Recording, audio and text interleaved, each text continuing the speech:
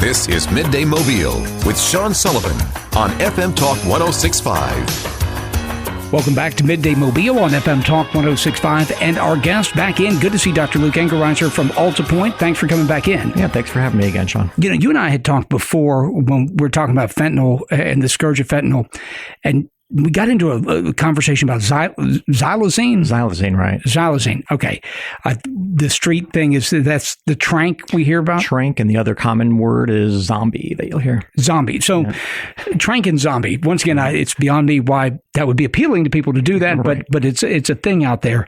And some of the parts of this where you talked about the fact that Narcan doesn't work with xylazine, right? That it can't reverse the effects of that or something to that effect? Yeah. A little bit about xylazine. It kind of started appearing in the drug supply in Puerto Rico about 20 years ago and really hit the mainland U.S. maybe about 4 or 5 years ago, kind of centered in the Northeast, especially Philadelphia.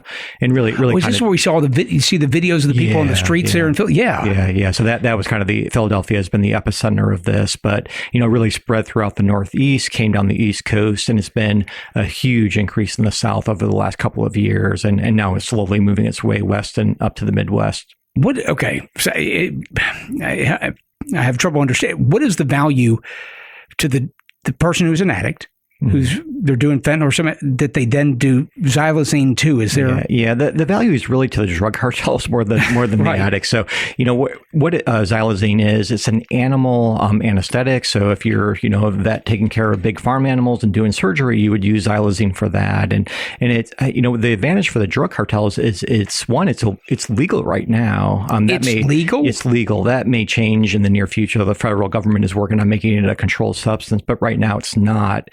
And it's super, super cheap. So a whole kilogram of this stuff is probably less than $10. So what the drug cartels, so really, really inexpensive. So the cartels will mix it in with primarily fentanyl, but other drugs as well, to kind of give a little bit more of a sedation effect, so they can basically make more money on that, on that person. Wait a second. Okay, so fentanyl comes in as a way to make smaller amounts, make more drugs. They're killing people everywhere with this because unregulated amounts. Right. They do that to make more money, save that money there. And then you're saying then on top of that, xylazine does that even more. Even more. They can cut the fentanyl with xylazine, make it even cheaper for them. And, when somebody uses it, they'll get a immediate, really, really powerful sedative effect. Some people... More powerful than the fentanyl? Or it kind of accentuates the fentanyl. So the primary action is still from the fentanyl, but it'll kind of make the fentanyl have more of an effect. And, most people... fentanyl have enough effect to be killing people and left?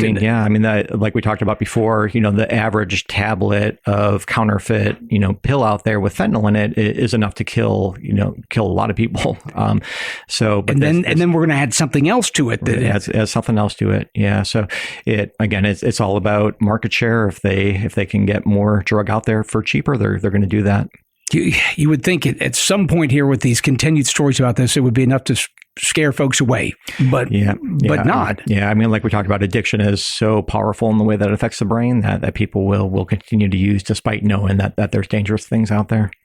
Dangerous things are the drugs that have been around for a while. This is like next level. Yeah. There's always been drug overdoses, and not always, but this has been a thing for decades. But this level now, you see it as a doctor. The numbers of this are incredible. Yeah, it's high, and the reality is we don't really know how much is out there because we can't test for it right now. There's no tests available in most emergency rooms, so we assume that it's in our drug supply. We don't really know to what degree that's true right now. Okay, so some stats here. According to CDC, 107,735 Americans died between August of 2021 and August of 2022 from drug poisoning, with 66% of those deaths involving synthetic opioids like fentanyl. Mm-hmm. Okay, then you're saying now we've added to this thing Right. Xylazine. We've added the xylazine. And, what's really scary with xylazine, most people may have heard about Narcan or naloxone. So if somebody has you can now get overdose, it. I saw it at the store. That's great. That's available. Yep. But you basically spray that in somebody's nose that had an overdose. They'll immediately start breathing normally and wake up.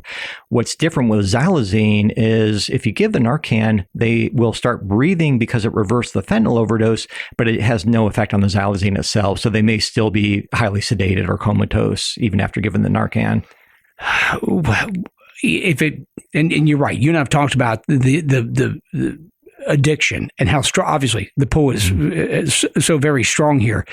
But if somebody is looking at these kind of odds, I mean, there's not any kind of stories where they're not like, well, they've been a fentanyl user for years. They're fine. I mean, people are dropping dead.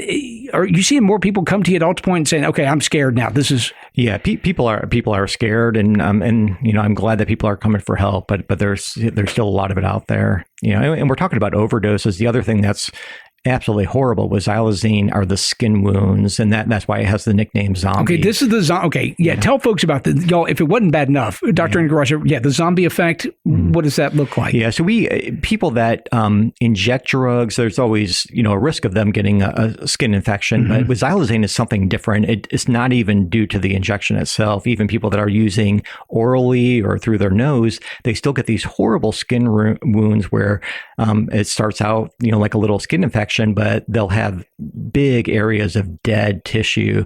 And if you look at pictures online, it's absolutely horrible to look at. And it could even get to the point where people need to get limbs amputated because it's so severe.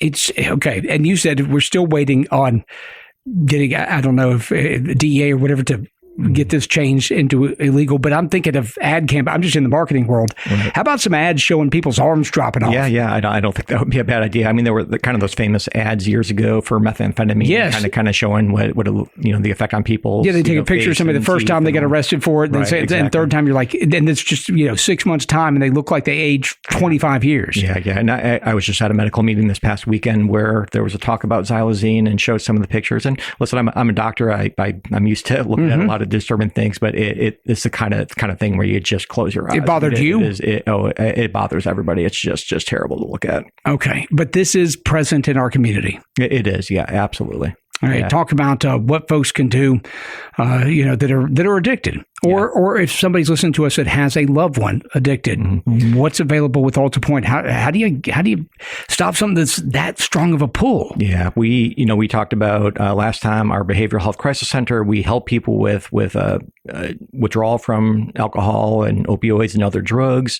All you need to do is call AltaPointe Intake at 251-450-2211. Let them know what you need, and then they'll help walk you through and get you to the right place.